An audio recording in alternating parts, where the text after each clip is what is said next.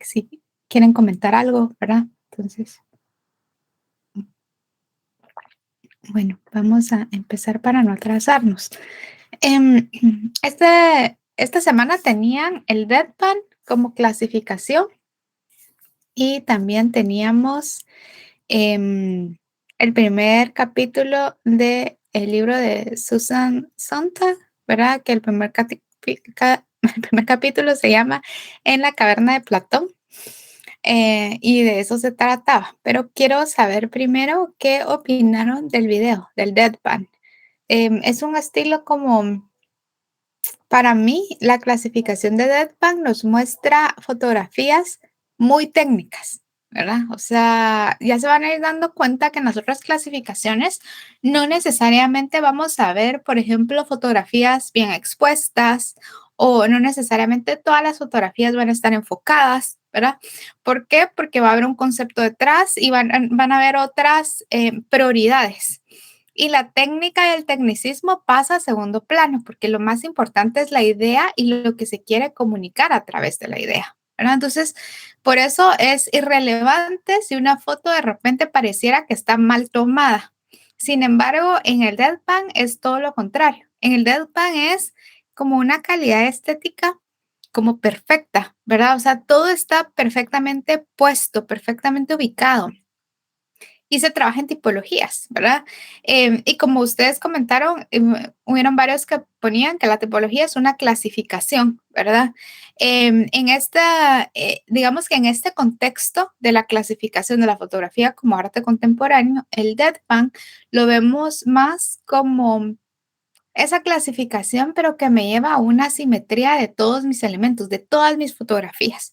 ¿A qué voy con esto? Que cuando yo hago una tipología y yo voy a decir, bueno, mi proyecto es tipología y van a ser tipologías, por ejemplo, de mi historia, de mi familia, de las mujeres que han habido en mi familia, ¿verdad? Yo estoy haciendo como un proyecto personal, tipo como antropológico, por así decir, en donde voy a investigar las raíces de mi familia y voy a hablar de dónde vengo a través de las mujeres. Entonces voy a hacer una tipología. Entonces a todas las mujeres les voy a tomar la foto con un 50 milímetros. Me voy a colocar a la misma distancia focal todo el tiempo. O sea, yo siempre me voy a ubicar en el mismo lugar. Mi trípode va a estar ubicado en el mismo lugar. Em, la exposición, la iluminación va a ser la misma y en fondo blanco. Entonces me va a dar como resultado fotografías tipo pasaporte. Se han dado cuenta las fotografías tipo pasaporte, o sea, son como muy homogéneas, ¿verdad? O sea, ustedes pueden ver la foto de sus papás y la de ustedes o las de las licencias. No sé si ustedes alguna vez vieron cédulas de sus papás o sus abuelitos, ¿verdad? Pero son consistentes, ¿verdad? Son tipo catálogo, así como muy, muy similares. A eso vamos con la tipología. Y creo que a mí de las tipologías que más me gustan es la de Bernard y Hilla Becher, porque si se dan cuenta, los Becher hacen esta tipología de estructuras con una cámara análoga. Y son estructuras, y es fotografía como arquitectónica, ¿verdad? Son como esas estructuras como de pozos de agua, ¿verdad? ¿Eso qué quiere decir? Que no controlaban la luz porque era una fotografía en el exterior. Entonces ellos, no sé si alguno vio el videíto, los contacts, se llaman esos videitos que estaban en Classroom porque había uno de los Becher. ¿Alguien lo vio o no lo vio? ¿No?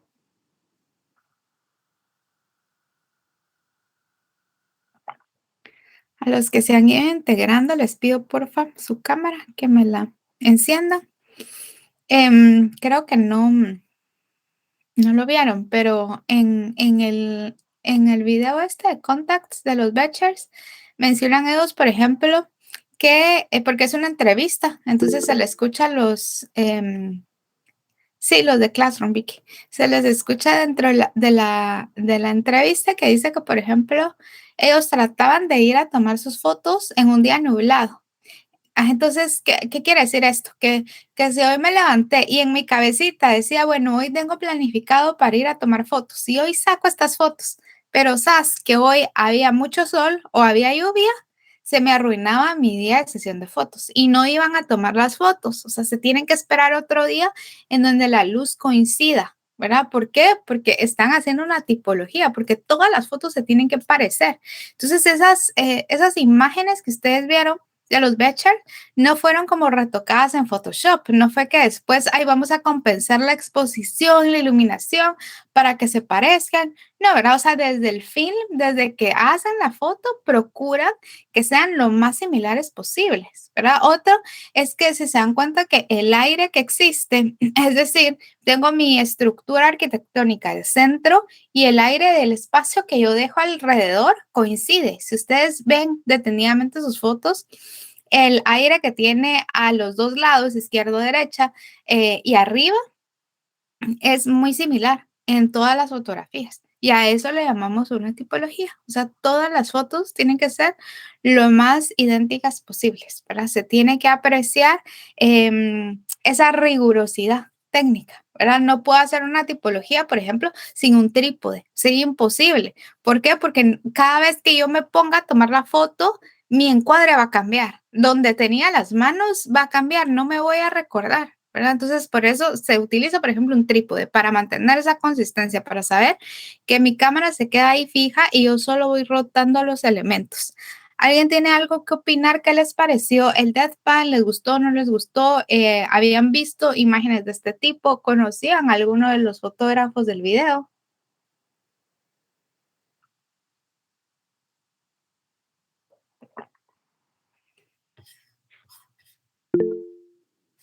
Sí, Carla. Pues a mí en lo personal, yo sí había visto el deadpan, pero yo no sabía que así se llamaba. O sea, había visto ese tipo, digamos, esa serie de fotos, por así decirlo, de secuencia. Pero me pareció interesante porque, digamos, ya viendo el video fue como que aprender un poquito más de cómo tomar esa secuencia, ¿verdad? Entonces, a mí al menos al parecer me pareció muy bonito porque pude aprender cómo es que se llamaba. Entonces, nada más eso. Gracias, Carla. Daniela. Sí, pues algo que me gustó bastante fue que es como que bien detallado y que se fija en cada detalle, o sea que mira como hasta el más mínimo detalle. Y yo creo que ese tipo de fotografía me gusta bastante porque por lo mismo, tal vez por mi carácter, yo siento que soy como muy, a veces un poco perfeccionista, entonces me gusta como esas cosas de que estén como bien perfectas. Entonces, como ese tipo de fotografía me gustó bastante por eso mismo. Gracias, Daniela. Vicky. Gracias. Al menos yo con estas tengo como un poquito de inconformidad, dijera, porque como fotografía artística la veo como valor técnico y como poder mostrar esto. Sin embargo, eh, al momento de enviar un mensaje, decía, por ejemplo, al inicio, que es muy directo o literal o objetivo es el asunto. Este tipo de fotografía. Había visto algunas, pero igual que Carla no sabía qué tipo era o cómo se llamaba. Y sí son demasiado perfectas y a mí lo que me causa curiosidad o inconformidad, como mencionaba, es eso, o sea, ¿por qué o cómo envían mensaje este tipo de fotografía? Uh-huh.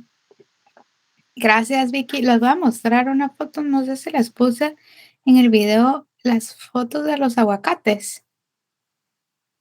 No, eso fue una tipología que yo hice hace un par de años y creo que una de las características también importantes de la tipología es que son muchas fotos, ¿verdad? Vimos que en la narrativa era una fotografía. ¿Se recuerdan? Y retaba la capacidad de la fotografía estática de contar toda una historia en un solo frame, ¿verdad? En una sola imagen. Ahora, en la tipología, como que parte del valor que tiene, además del tecnicismo, es que para comunicar mi mensaje yo necesito muchas imágenes, ¿verdad? Y entre más imágenes, como que más fuerte y más contundente se vuelve el mensaje. creo que también ahí hay como más valor y nos hace más sentido, porque si yo digo, voy a hacer una tipología y presento 3 imágenes, se ve como medio pobre y no va a resonar tanto como lo hace en la cantidad.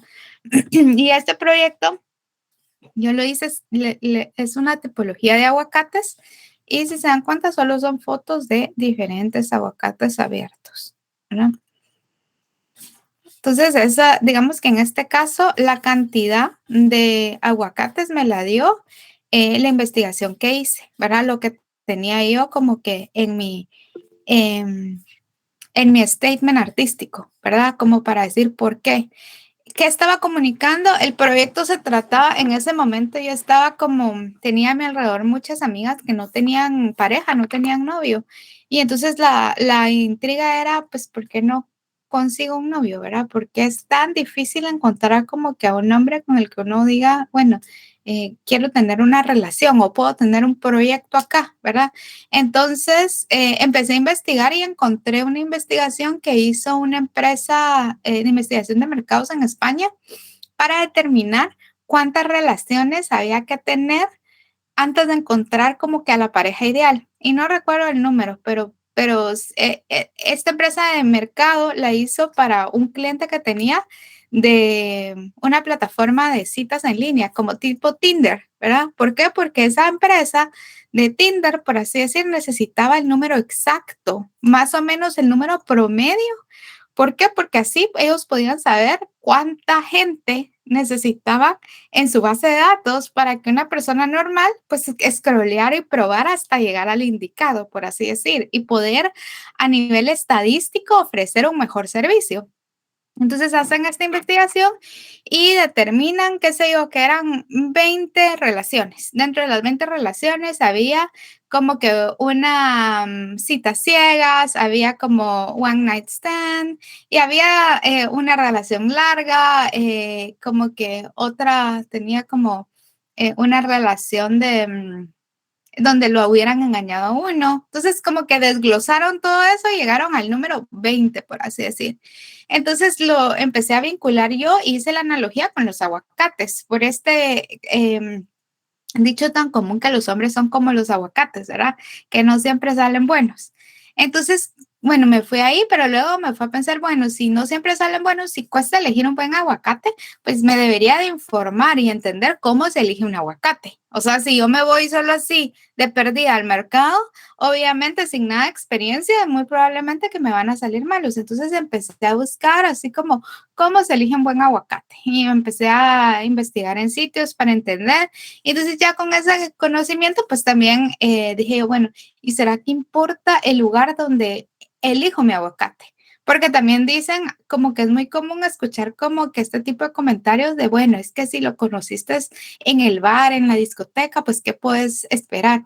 Pero entonces yo me empecé a cuestionar, ¿será que es cierto? ¿Será que el contexto importa? Y entonces igual hice la analogía con mi aguacate y dije, bueno, ¿será que importa entonces en dónde elijo mi aguacate? ¿Será que hay diferencias si lo compro en un Walmart, ¿verdad? Que si lo compro en el mercado de la terminal, ¿va a haber alguna diferencia? Entonces, digamos que yo con mi conocimiento de cómo elegir aguacates, me fui a 6 lugares diferentes, desde supermercados, a la terminal, a un mercado, a la tienda. Se han dado cuenta que a veces en tiendas de barrio venden aguacates.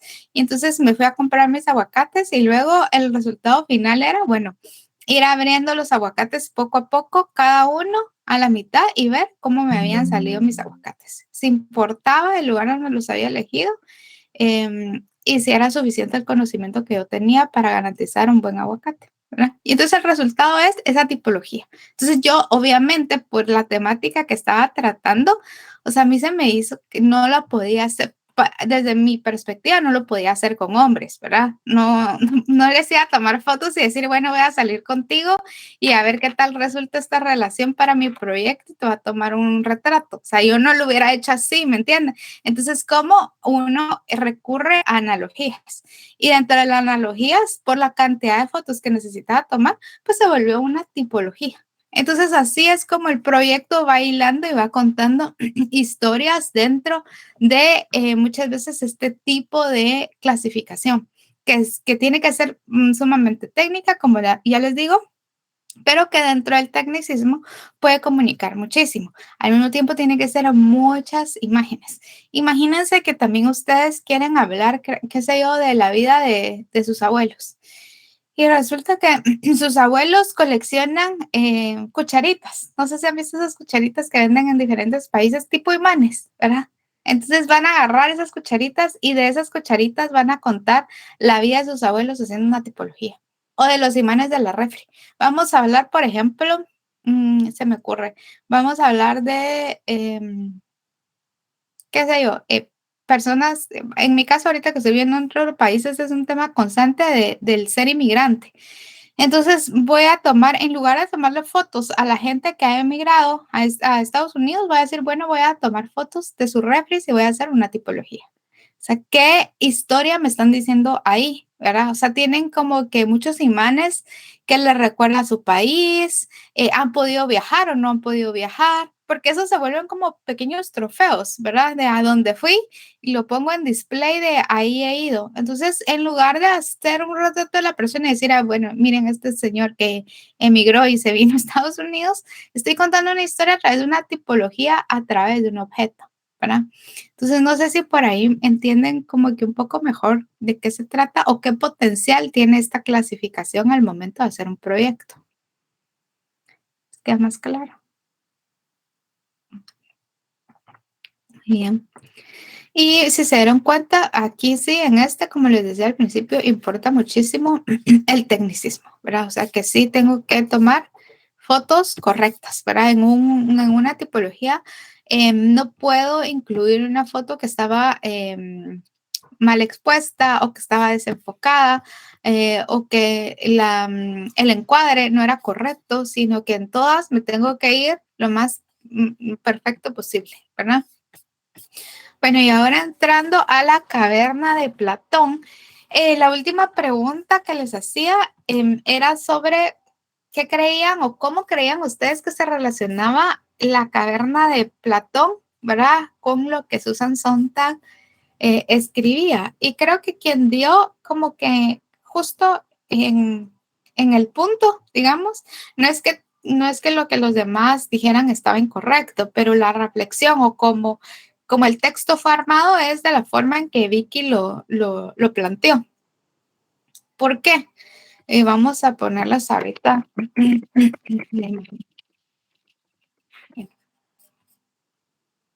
Déjenme la saco acá y se los voy a compartir. Y ahorita les voy a decir por qué. Piensen. Bueno, digamos que sí, ¿verdad? Que el fotógrafo podría ser el que se escapa, pero también el fotógrafo podría ser esta persona. Y creo que este es el más importante. Digamos que en lo que coincide que dijo Vicky, que es lo correcto, es que la gente que ve las fotografías son las personas que están acá, adentro, viendo las imágenes proyectadas. Yo diría más, y mi pensamiento es que la persona que se escapa es la persona que logra tener un criterio propio, ¿verdad? Que logra reflexionar y entender que no todo lo que me están proyectando es cierto al 100%, que todo tiene una intención y una mirada específica. Y nosotros, y aquí se vuelve como que parte de la responsabilidad, porque nosotros como fotógrafos somos los que estamos proyectando estas imágenes y que esta gente se la cree como verdad, como que lo que está viendo en la pared eso es. ¿Por qué? Porque es un video, porque es una imagen y la fotografía no miente. Pero usted como fotógrafo está proyectando lo que usted quiere, ¿verdad? Y también parte de las preguntas era si la fotografía era 100% objetiva o no, ¿verdad? Pero piensen que todos, o sea, es objetivo hasta cierto punto. ¿Por qué? Porque nosotros decidimos el encuadre y a qué tomarle fotografía y desde ahí estamos poniendo una intención de comunicación, ¿verdad? Si ustedes piensan en, bueno, tuvieron fotografía documental el semestre pasado, ¿correcto? Dentro de la fotografía documental y lo que ustedes fueron a hacer a la calle, ustedes decidían a quién tomarle la foto y desde qué ángulo tomarla. Y desde ahí ya estaban contando una historia. O sea, yo puedo hacer que un vendedor de manías se vea como una víctima o se vea como un héroe, la misma persona. ¿Y qué hace la diferencia? Es desde dónde, desde qué perspectiva estoy yo haciendo mi foto. La persona de las manías es el mismo, ¿verdad? Quien cambia la narrativa soy yo como fotógrafo. ¿Desde dónde voy a contar mi historia? ¿Desde dónde me voy a poner? ¿Cómo lo voy a hacer, verdad? Desde el ángulo, ¿verdad? Imagínense ángulos o cosas tan pequeñas como hacer un ángulo como viendo desde abajo, ¿verdad? Como contrapicada o uno para arriba, cambia completamente la historia, ¿verdad? En uno se ve como chiquito, ¿verdad? Como que lo estamos minimizando y en el otro ángulo es lo contrario, lo estamos haciendo como el héroe y como grande. Y ahí ni siquiera es hablar que lo estamos poniendo medio a posar, o sea, simple y sencillamente es desde donde yo le estoy tomando la foto. Y eso cambia toda la narrativa. Entonces eso pasa con las imágenes y con lo que nos lleva a Susan Sontag. O sea, nosotros estamos proyectando esas imágenes. Nosotros somos esa gente que está en la caverna proyectando y la persona, el público en general, es la gente que está viendo la sombra proyectada y que se está creyendo lo que nosotros estamos poniendo afuera.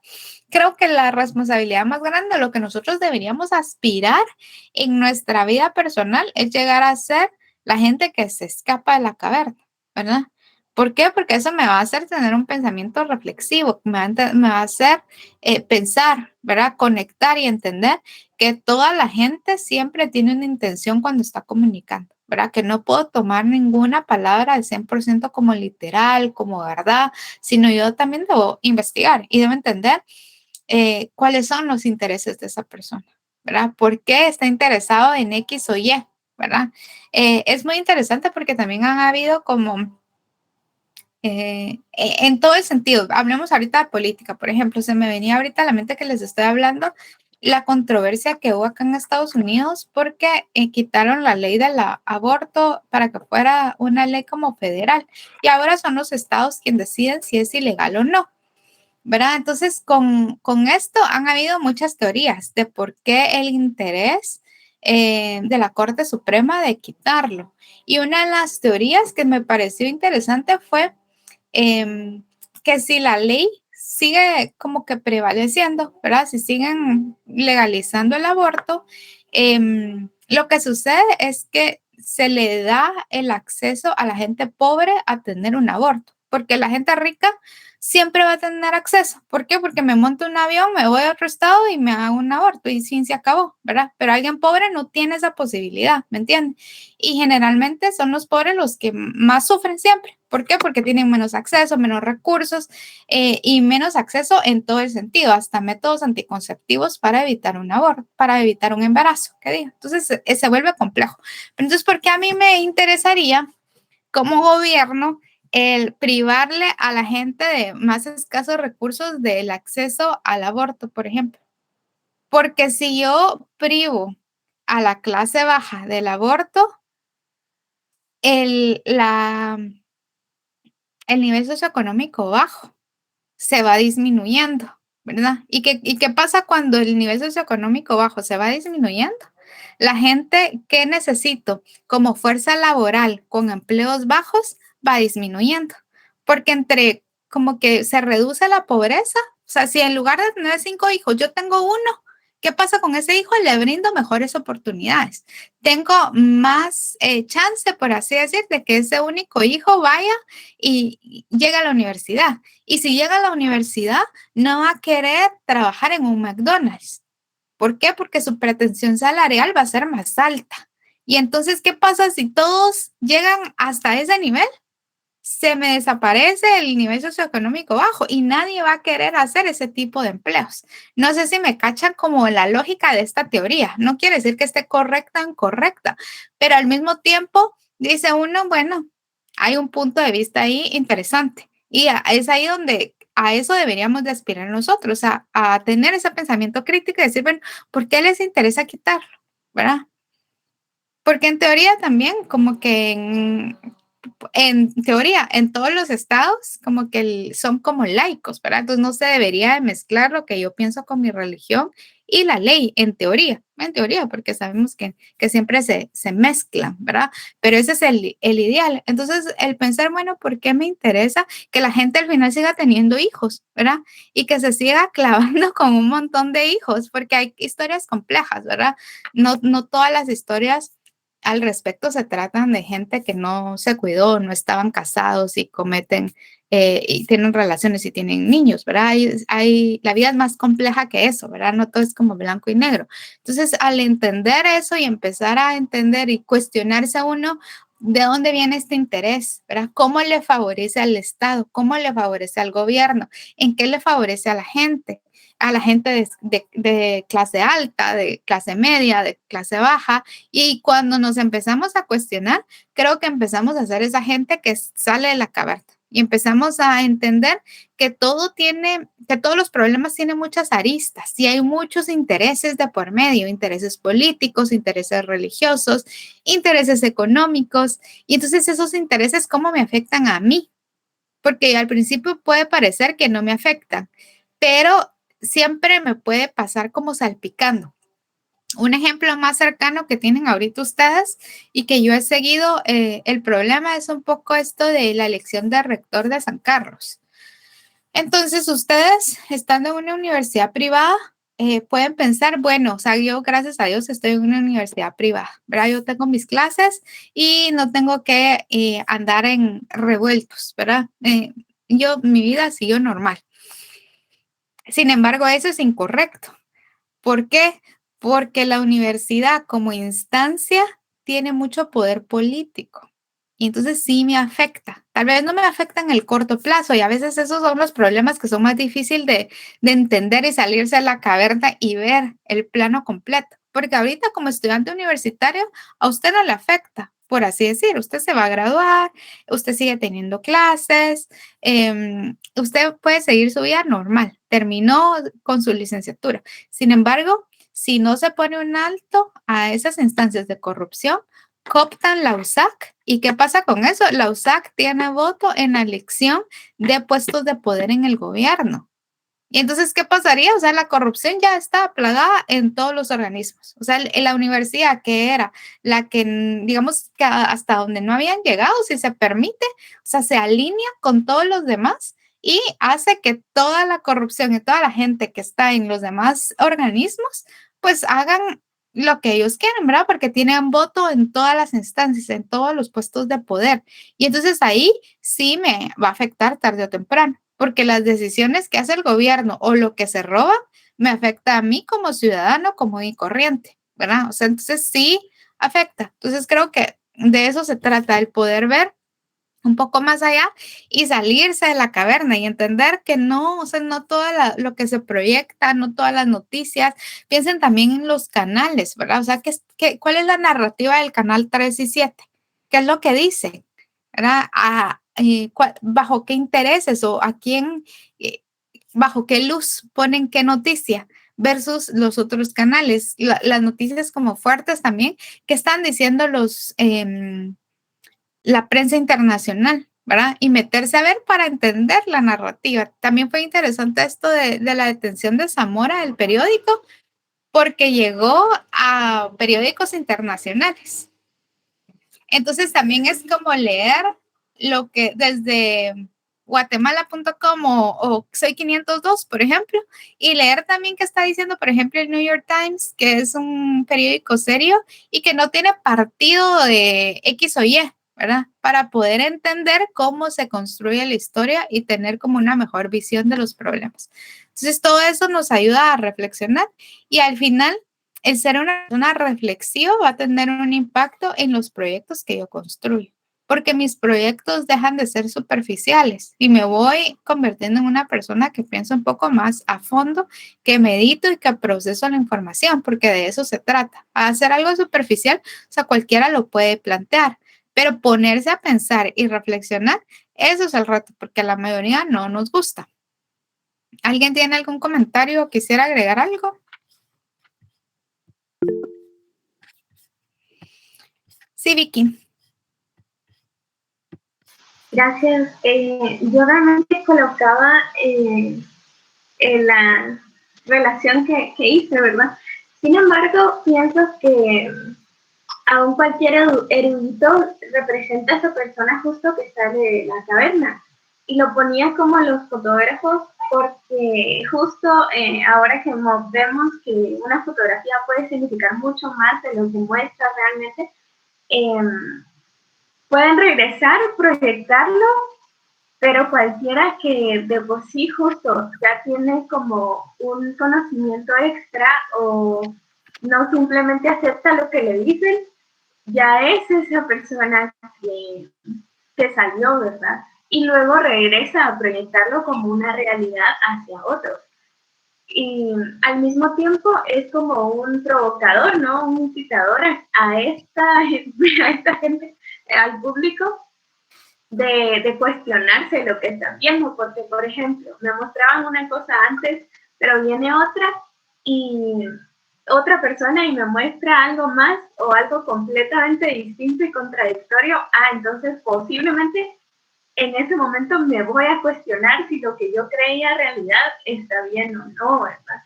Entonces, creo que no solo aplica a fotógrafos o artistas, sino a cualquier científico, investigador, etcétera, que realmente se especialice en su profesión, en su arte o su habilidad, ¿verdad? Gracias, Vicky. Creo que eso que dice Vicky es clave. No importa la profesión, al final el reto es cuestionarnos lo que creemos como normalidad. O sea, ¿por qué esto es normal? ¿Verdad? ¿Por qué nadie lo ha cambiado? También yo veía esta semana una película del doctor que empezó a luchar por la eutanasia, creo que sea eutanasia, en los pacientes con enfermedades crónicas, porque a él no le hacía sentido si un paciente quería terminar con su vida, ¿por qué un doctor no le podía proveer un medio para morir con dignidad? ¿Verdad? Y son temas delicados, ¿verdad? Porque a veces uno podrá decir, no, ¿verdad? Es pecado porque se está quitando la vida, pero al mismo tiempo, o sea, nadie está en los zapatos de una persona que ha sufrido y que tiene tanto dolor y que no tiene calidad de vida. O sea, piensan que si ya no se puede curar y que ya está exhausto, o sea, también yo me cuestionaba y decía, bueno, ¿quién es uno para decirle tú no? O sea, te tenés que aguantar si ya es como miserable, ¿me entienden? Y hay gente que lucha un montón. Justo mi esposo, la abuelita de uno de sus primos, hace como un mes decidió que ya, ¿verdad? Que era su momento y le dieron como, ella tenía planificada su fecha, siempre queda la duda de decir, ¿será que sí lo va a hacer o no lo va a hacer, ¿verdad? Porque es una decisión fuerte, imagínense, pero sí lo hizo y se fue con mucha paz, porque había estado enferma. Mi esposo me decía que él la conoció enferma desde que tal vez él tenía unos 5 años, o sea, eso fue hace como 28 años. Entonces, imagínense 28 años en los que sufriendo, ¿verdad? Porque no, o sea, le daban medicina solo como para aliviar, pero no le aliviaba al 100%. Y cada vez iba deteriorando y perdía más y más y más como habilidades, ¿verdad? Entonces ella decidió que ya no, o sea, que iba a llegar su día, habló con su familia y lo tenían planificado y se fue el día que ella dijo que se quería ir. Entonces, ¿me entienden? Son decisiones que uno dice, bueno, ¿quién fue el doctor que se cuestionó? ¿Verdad? Que le daba tanto dolor en su corazón el ver que la gente, o sea, sí estaba sufriendo y que ya no quería luchar para decir, ¿por qué lo seguimos manteniendo vivo? ¿Verdad? Si lo que quiere es tomar otra dirección. Creo que también, o sea, y como les digo, y no hay respuesta también correcta o incorrecta, no les voy a decir aquí todos, por favor, crean lo que yo creo. ¿Verdad? O sea, cada quien tiene el derecho a elegir, a creer lo que quiere, pero creo que lo más importante es uno cuestionarse, ¿verdad? Y decir, ¿por qué yo creo esto? ¿Por qué creo que tomar la decisión de terminar con mi vida estaría mal? ¿Verdad? ¿Por qué no podría hacerlo? Y cuando empezamos a cuestionarnos lo que hemos creído, pues se nos va abriendo la mente y vamos entendiendo, como les digo, que siempre todo tiene ciertos tintes y ciertos intereses, ¿verdad? Y al final yo me debería de aferrar y creer las cosas que de verdad puedo defender y con las que me identifico y dejar de las creencias pues que realmente no las entiendo o no me identifico y solo aprendí como un lorito, ¿me entiendes? A decir, ay, es que esto, porque así me dijeron que eso tenía que creer, entonces eso creo, ¿verdad? No estoy muy segura, pero eso dicen que es lo correcto, entonces eso va a creer, porque eso no tiene valor. Entonces, sin importar la profesión, lo importante es cuestionarse, ¿verdad? Y pensar. Voy a seguir un poco. Bueno, también les preguntaba, y eso también me parece muy interesante porque ustedes son el primer grupo que cuando les pregunté de algunas fotografías o serie de fotografías que les hubieran marcado, todos me pusieron fotografías personales, ¿verdad? De momentos personales. Pero quiero ahorita que piensen en fotografías no personales, o sea, una imagen que usted haya visto en el periódico, en una de sus clases, porque hay imágenes que nos quiebran y que hay un antes y un después, ¿verdad? Y pasa un poquito esto de la caverna, ¿verdad? O sea, que todo el tiempo estamos viendo una serie de fotos proyectadas, pero de repente llega a nosotros una foto que nos cambia, ¿verdad? Porque es una imagen totalmente diferente a lo que nosotros habíamos estado viendo como proyección. Entonces, piensa ahorita un momento en qué tipo de imagen creen, o sea, o les ha cambiado que hayan visto que dice, o sea, yo no pude ser igual después de esta imagen, me perturbó o me gustó mucho o me causó mucho, o sea, me dolió ver la imagen. Entonces piensen ahorita.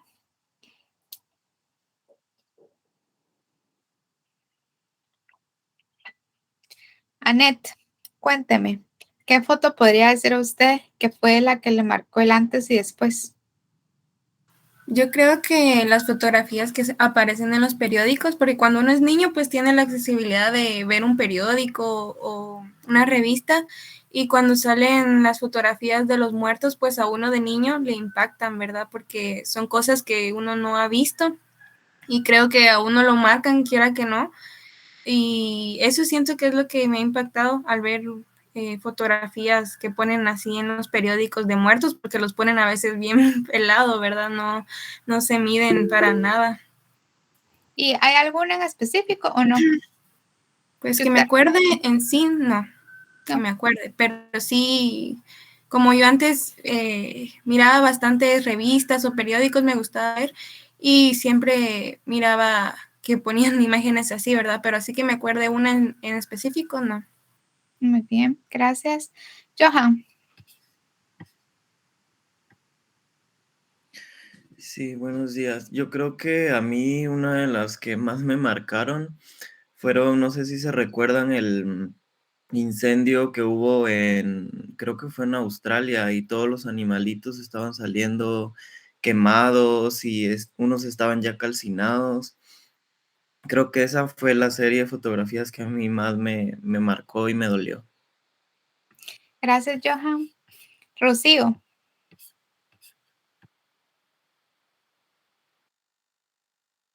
Lili, ahorita, creo que me ve. Ay, perdón, la luz.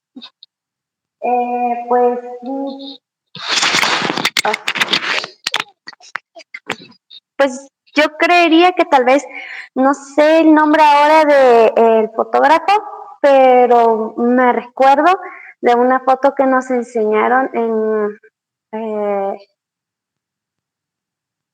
era una. Bueno, la cosa es que eran misioneros los que traían pues estas fotos y ellos habían ido al África, entonces traían fotos y igualmente en su presentación habían fotos de personas con desnutrición que se miraban cómo tenían su estómago hinchado, como los niños en vez de jugar con juguetes normales jugaban con huesos y los mismos hermanos también los cargaban y todos eran como literalmente unos palitos.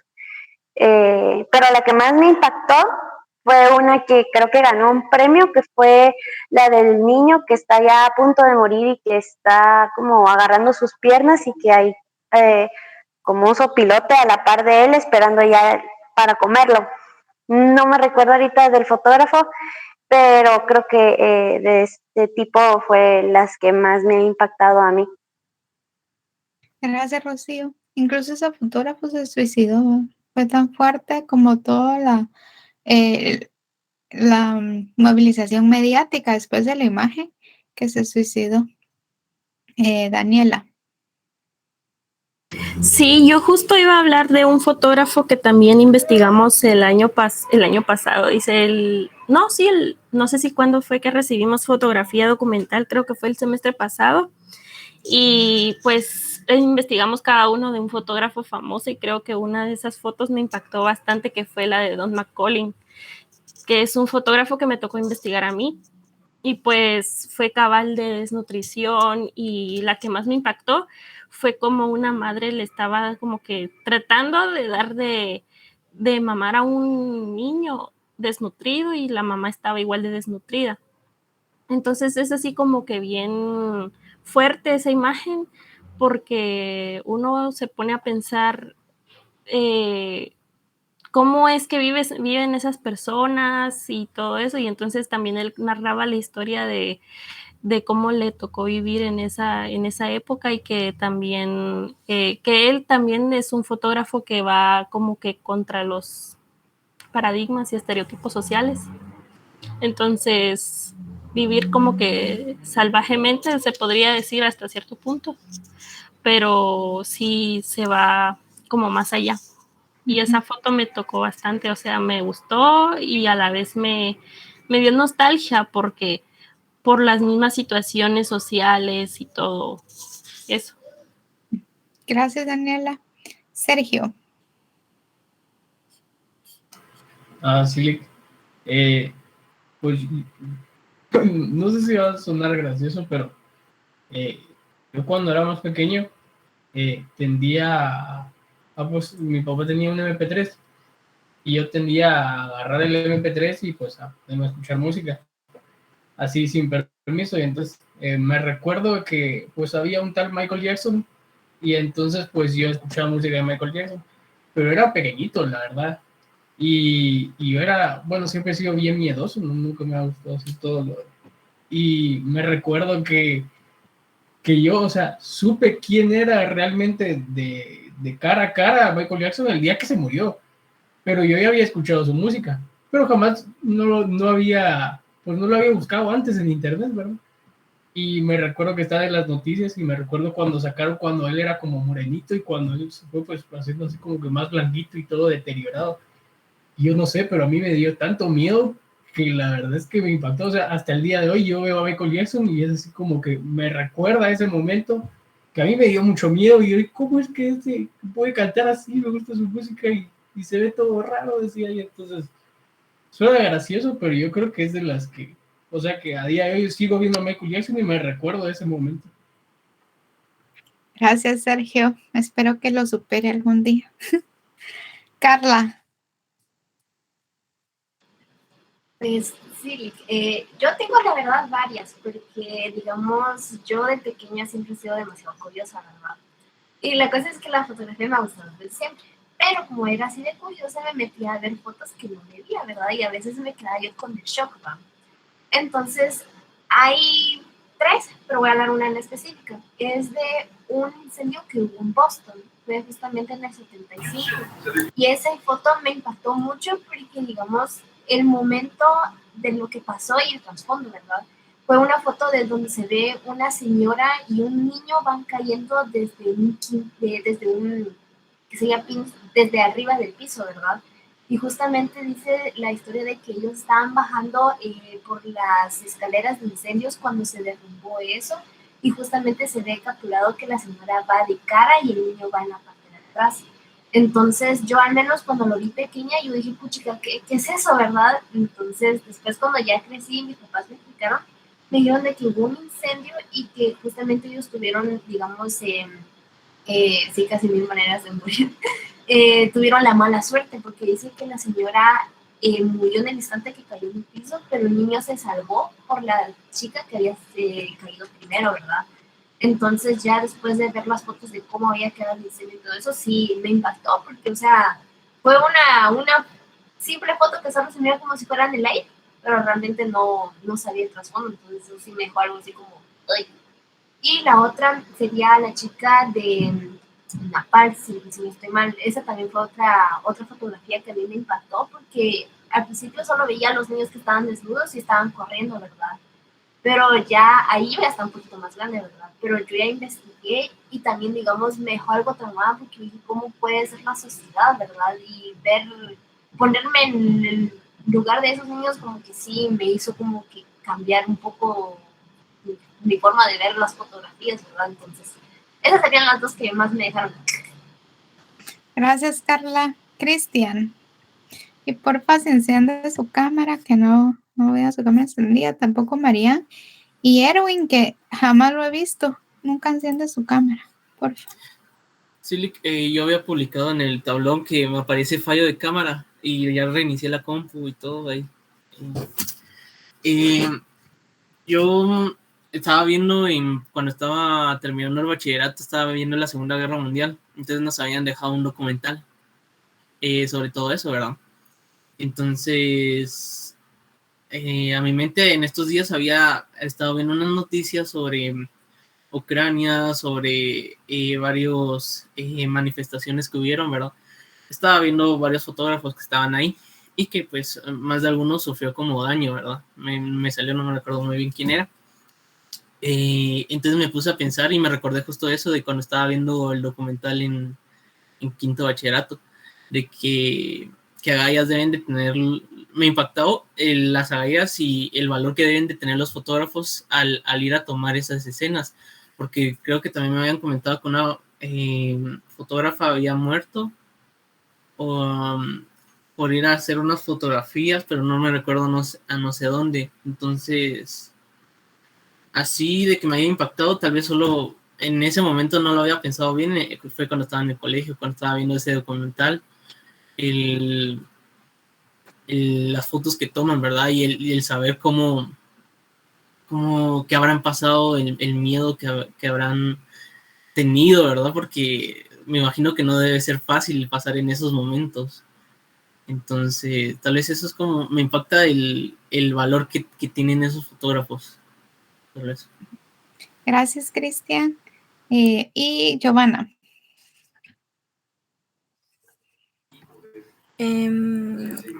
Bueno, a mí me impactó igual como los incendios que están ocurriendo en Australia.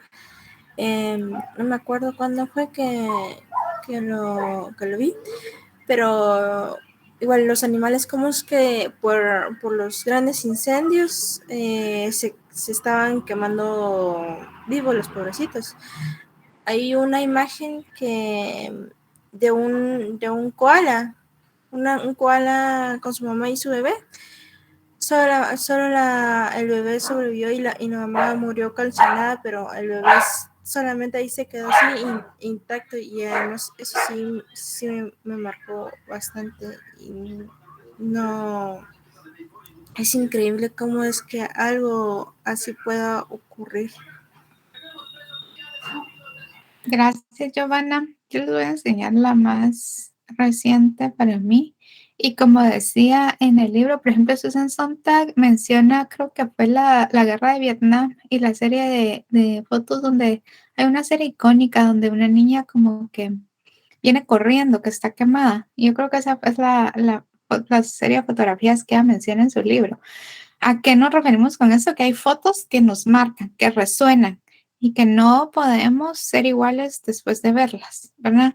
En mi caso, yo recientemente vi la historia,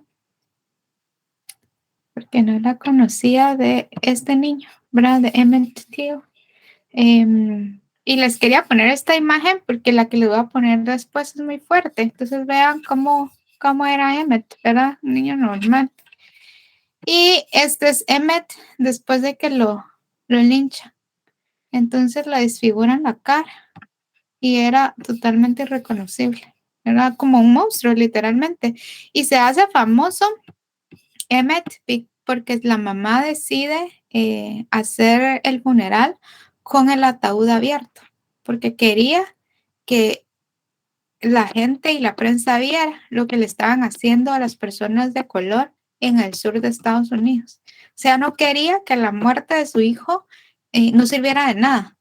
Y gracias a eso, a que fue tan crudo, que fue tan mediático, o sea, la gente, uno no se puede quedar igual, ¿me entiendes? O sea, al ver con una imagen y ver con esas pruebas, o sea, surge como indignación, ¿verdad? Y empieza a crearse el movimiento que luego le sigue Martin Luther King, ¿verdad? Y empiezan a abogar por los derechos de las personas de color, que realmente se hicieran efectivos.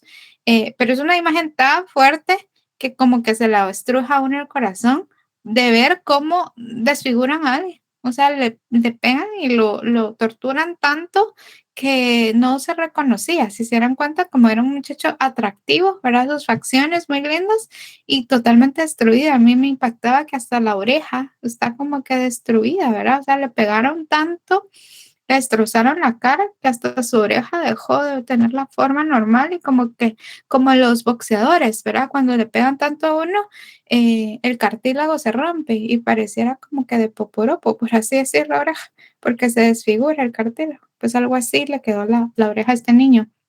Entonces son fotos que resuenan en la memoria, ¿verdad? Que todo el tiempo pues nos persiguen y muchas veces como fotógrafos pues nuestras mismas imágenes se convierten en eso para alguien más, ¿verdad? Como les digo, recaemos con todo esto pensar si la fotografía es objetiva o no, ¿verdad? Porque acá estas imágenes, por ejemplo, de Emmett Till nos muestran y resonó tanto su cuerpo en el ataúd, ¿verdad? Pero no una imagen de él como la primera con su mamá, porque la historia, lo que queríamos narrar es cómo lo torturaron. Eso era lo principal, ¿no? Entonces ahí empezamos a ver que puede ser objetivo, pero siempre tiene un tinte de intención del fotógrafo y de la historia que quiero narrar. Entonces, no es totalmente imparcial, ¿verdad? Siempre lleva una intención detrás y es la intención que el fotógrafo quiere comunicar en sus imágenes. ¿Alguien quisiera comentar algo más para ir cerrando la discusión?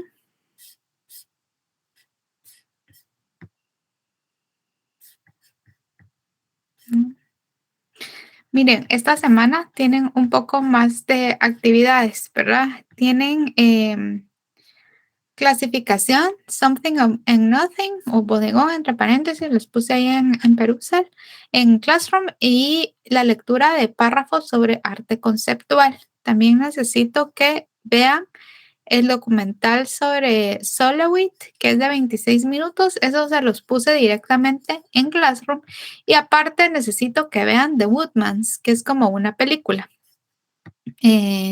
Entonces, esas dos necesito que la haga. En The Woodmans tiene que ver el video, ¿verdad? Y luego tienen que hacer una infografía con las partes más significativas de la película. Recuérdense que es una infografía. A ver, ¿quién me puede explicar? Veamos. Emma, ¿qué es una infografía? Bueno, para mí una infografía es como un organizador gráfico en el cual uno va poniendo las cosas más importantes, pero tiene que estar ilustrado para que de una forma más fácil se pueda asociar, ¿verdad?, los puntos clave con imágenes o figuras o iconos o símbolos. Exactamente. Entonces, ¿qué hacemos en una infografía? Pues compartimos la información más relevante que se nos está dando. Y en la infografía es muy importante las gráficas o las ilustraciones que me ayuden a entender de mejor forma la información. Entonces, vean que tienen una diagramación pues bastante libre. Son muy parecidas a los de Pictoline, ¿verdad? Que vemos en internet, en redes, pero igual la ilustración tiene que hacer sentido con la información que estoy poniendo, la forma en que organizo los datos, ¿verdad? También es bastante relevante. Entonces hay muchas formas de organizarlo y esto es lo que yo necesito que haga con la información que recopilen de la película The Woodmans. Entonces, como les digo, ahí está el video cargado en Classroom. Es un video pues relativamente más largo, considerando también que tienen el de Solowit y tienen lectura y video en Classroom. El videito en Classroom siempre es el más chiquito, es el de la presentación, que no creo que dure más de 10 minutos exagerando. Entonces, pónganse a trabajar ahorita que terminemos la clase sincrónica, o no les va a dar tiempo de consumir toda la información que necesito que vean, y sobre todo de reflexionar, ¿verdad? De nada me sirve que lo pongan al fondo del video y que no entiendan nada, ¿verdad? Entonces sí necesito que se tomen el tiempo para estar enfocados y leer y ver los videos. Recuérdense que la asistencia viene de las actividades en Perusal, ¿verdad? Tienen que leer y hacer todas las actividades, es decir, contestar las preguntas, interactuar antes de mediodía del día martes. O sea, yo se los he repetido una y otra vez, ¿verdad? Lo lamento para los que ya están chinos, pero necesito una vez más, ¿verdad? Y solo tiene chance 5. Si tiene más de 5 inasistencias, es decir, que no hizo esas actividades, no promueve el curso. O sea, de nada me sirve que se conecte acá, que escuche cómo todos platicamos, si no hizo la actividad sincrónica, porque en lo asincrónico es que está el material del curso, ¿verdad? Aquí no vamos a leer y decir, a ver, léame la primera página, Emma, y después la segunda, o sea, nunca vamos a terminar y pierden la atención. Entonces, por eso es que es asincrónico. Pero si no lo lee, si no hace la actividad, si no reflexiona, de nada me sirve que se conecte, ¿verdad? O sea, no tiene sentido que se conecte a esta actividad sincrónica. Entonces, ese es el repaso de las actividades. Esa sería la semana 6 y pronto ya en la semana 7 sería el primer parcial. Entonces, también estén repasando, hagan a conciencia las actividades porque eso les va a ayudar a reflexionar e ir entendiendo para también estar más preparados para el parcial, que el parcial obviamente es teórico. Entonces, ya lo saben, amiguitos. Nos vemos el próximo miércoles. Que tengan un buen resto de semana. Y cualquier duda, siempre estoy ahí a la orden en el correo. Nos vemos. Gracias, Liz. Gracias, Liz. Feliz día. Gracias, Liz. Feliz día.